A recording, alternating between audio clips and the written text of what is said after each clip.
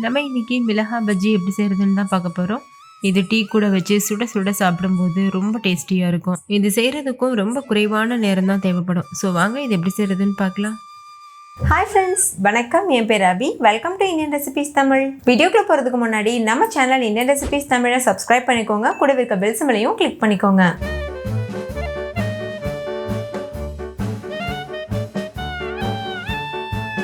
First இந்த recipe பண்ணுறதுக்கு மிளகாய் பஜ்ஜிக்கு யூஸ் பண்ணுற மிளகாய் எடுத்துக்கோங்க. நான் வந்து 10 மிளகாய் கிட்ட எடுத்திருக்கேன். இது நல்லா வாஷ் பண்ணிவிட்டு தொடச்சி எடுத்துக்கோங்க.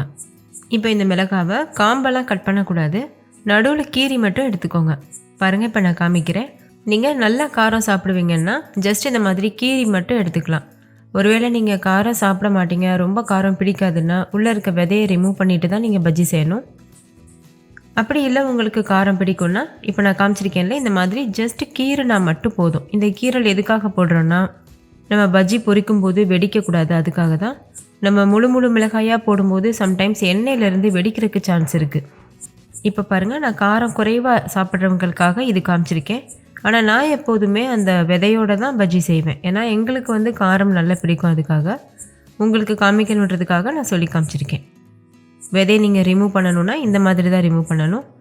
லேசாக கீரல் போட்டுட்டு இந்த மாதிரி விதையை மட்டும் வெளியில் எடுத்துருங்க. பாருங்கள், இந்த மாதிரி.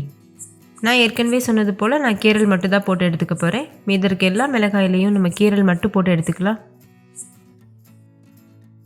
எல்லா மிளகாயிலையும் கீரல் போட்டு எடுத்தாச்சு. இப்போ நம்ம பஜ்ஜி செய்கிறதுக்கு மேல் மாவு ரெடி பண்ணிக்கலாம். ஓகே, இப்போ இது ஒரு ஓரமாக இருக்கட்டும். மேல் மாவுக்கு நீங்கள் ரெடிமேட் பஜ்ஜி மாவு இருக்குது, அது கூட நீங்கள் வாங்கிக்கலாம். அப்படி இல்லாத பட்சத்துக்கு நான் சொல்லியிருக்க மாதிரி பண்ணிக்கோங்க. ஒரு மிக்சிங் பவுல் எடுத்துக்கோங்க. அதில் 2 கப் அளவுக்கு கடலை மாவு சேர்த்துக்கோங்க. கூடவே 1/2 கப் அளவுக்கு அரிசி மாவு சேர்த்துக்கோங்க. நான் வீட்டில் அரைச்ச கடலை மாவு அரிசி மாவு தான் யூஸ் பண்ணியிருக்கேன். நீங்கள் கடையில் வாங்குறதா இருந்தால் நயமான மாவு யூஸ் பண்ணிக்கோங்க. அப்போ தான் நம்ம கடைகளில் சாப்பிட்றது மாதிரி பெர்ஃபெக்டான டெக்ஸ்சரில் வரும். அடுத்து இது கூட 1/2 டீஸ்பூன் அளவுக்கு தனி மிளகாய் தூள் சேர்த்துக்கோங்க. இது கூடவே தேவையான அளவு உப்பு, 1/4 டீஸ்பூன் பெருங்காயத்தூளும் சேர்த்துட்டு ஒரு விஸ்க் இல்லைனா ஸ்பூன் வச்சுட்டு நல்லா மிக்ஸ் பண்ணிடுங்க. நல்லா கலந்துட்ட பிறகு இது கூட தேவையான அளவுக்கு தண்ணி சேர்த்துக்கோங்க. ஸ்டார்டிங்கில் 2 கப் அளவுக்கு தண்ணி சேர்த்துட்டு நல்லா கலந்துட்டு அதுக்கப்புறமா தேவைப்பட்டதுன்னா நம்ம எக்ஸ்ட்ராவாக தண்ணி சேர்த்துக்கலாம். எனக்கு 2 கப் தண்ணியே கரெக்டாக இருந்தது. இப்போ இது கூட 1/4 டீஸ்பூன் அளவுக்கு பேக்கிங் சோடா சேர்த்துட்டு பேக்கிங் சோடா ஆக்டிவேட் ஆகிறதுக்காக கொஞ்சமாக அதுக்கு மேலே தண்ணி சேர்த்துக்கோங்க. சேர்த்துட்டு இது நல்லா கலந்துருங்க. கண்டிப்பாக பேக்கிங் சோடா சேர்த்துட்டு கொஞ்சம் தண்ணி சேர்த்து மிக்ஸ் பண்ணிக்கோங்க. அவ்வளோதான், பஜ்ஜி மாவு தயாராகிருச்சு. இதோட கன்சிஸ்டன்சி இந்த மாதிரி தான் இருக்கணும். ரொம்ப தண்ணியாக இருக்கக்கூடாது. இந்த அளவு கெட்டியாக இருந்தால் தான் அந்த மிளகாயில் அந்த மாவு வந்து நல்லா ஒட்டி பிடிக்கும். இப்போ இந்த மாவை இது போல் ஒரு கிளாஸில் மாற்றிக்கோங்க. நீங்கள் எடுத்துருக்க மிளகாயோட சைஸில் இருக்கணும் அந்த கிளாஸ். அப்போ தான் நம்ம டிப் பண்ணும்போது மிளகாயோட எல்லா பகுதியிலையும் பஜ்ஜி மாவு கரெக்டாக ஒட்டி பிடிக்கும்.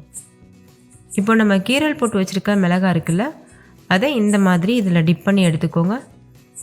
மிளகாயோட எல்லா பகுதியிலையும் அந்த மாவு படணும், அது மாதிரி பார்த்து நல்லா டிப் பண்ணிக்கோங்க. இந்த மாதிரி டிப் பண்ணிட்ட பிறகு பொரிக்கிறதுக்கு தேவையான அளவுக்கு எண்ணெயை நல்லா சூடுபடுத்திட்டு ஸ்டவ்வை மீடியம் ஃப்ளேமில் வச்சுட்டு இந்த மாதிரி அந்த பஜ்ஜியை உள்ளே சேர்த்துருங்க. பாருங்கள், இந்த மாதிரி பொறுமையாக சேர்த்துக்கோங்க. நீங்கள் எடுக்கும்போதே கடாய் வந்து கொஞ்சம் அகலமான கடாயாக எடுத்துக்கோங்க. நான் ரொம்ப சின்னதாக எடுத்திருக்கேன், அதனால் நான் ஒரு 2 பஜ்ஜியாக தான் போட்டு எடுக்க போகிறேன். அகலமான கடாயாக இருந்ததுன்னா ஒரே நேரத்தில் நம்ம 4-5 பஜ்ஜி கூட செஞ்சிடலாம். ஸோ நம்மளுக்கு டைம் தான் மிச்சமாகும். பாருங்கள், நல்லா ஃப்ளஃபியாக வருது. கொஞ்சம் கூட மாவு உதிர்ந்து போகலை. நான் சொல்லியிருக்க அளவுகளில் அதே போல் பண்ணும்போது பெர்ஃபெக்டாக வரும். இப்போ 2 பக்கம் திருப்பி விட்டு இந்த அளவு கலர் சேஞ்ச் ஆகிட்ட பிறகு வெளியில் எடுத்துருங்க. அவ்வளோதான், நல்ல மொறுமொருவான காரசாரமான மிளகாய் பஜ்ஜி சூப்பராக தயாராகிருச்சு. இதே போல் மீதற்கு எல்லா பஜ்ஜிகளையும் அந்த மாவில் டிப் பண்ணிவிட்டு இது போல் பொரிச்சு எடுத்துக்கோங்க.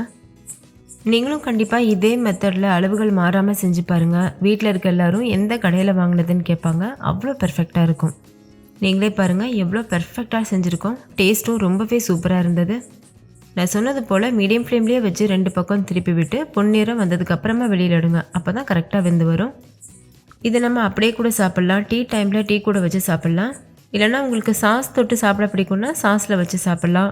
ஈவன் தேங்காய் சட்னி கூட வச்சு சாப்பிட்றதுக்கும் இது ரொம்பவே சூப்பராக இருக்கும்.